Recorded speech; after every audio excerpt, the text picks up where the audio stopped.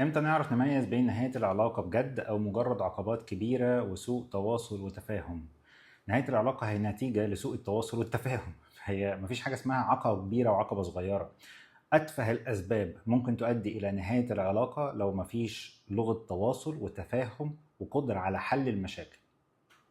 خلاص، على اتفه الاسباب، خلاص السبب دوت فيه مشكله واحنا رافضين، كل واحد الطرفين رافضين ان هم يوصلوا لحل وسط، لحل يجمع كل واحد متمسك بوجهه نظره. محدش عايز يكون عنده المرونه، مفيش تواصل كافي، هتفضل مسمار في نعش العلاقه، مسمار مع التاني مع الوقت. مهما كانت العلاقه قويه، مهما كانت العلاقه طويله، مهما كانت العلاقه فيها وفيها وفيها، مفيش تواصل جيد، مفيش قدره على حل المشاكل، العلاقه هتنتهي.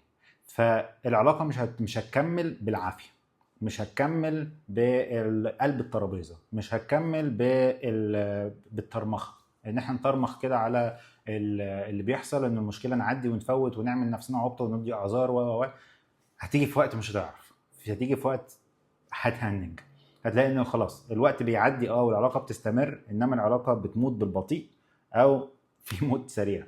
في كل الاحوال احنا مش محتاجين نموت علاقه، احنا محتاجين ننجح العلاقه عن طريق الفرصه للتواصل، الفرصه ان احنا يكون كل واحد عنده المرونه انه يعرف ازاي يتواصل مع التاني بالطريقه اللي تناسبه. خلاص انت مش عايز تتواصل، خلاص انت جبت اخرك، او الموضوع الطريقه من التواصل دي مش مناسبه بالنسبه لك، اعرف ان ده هيؤدي الى نهايه العلاقه، وده هيبقى قرار منك.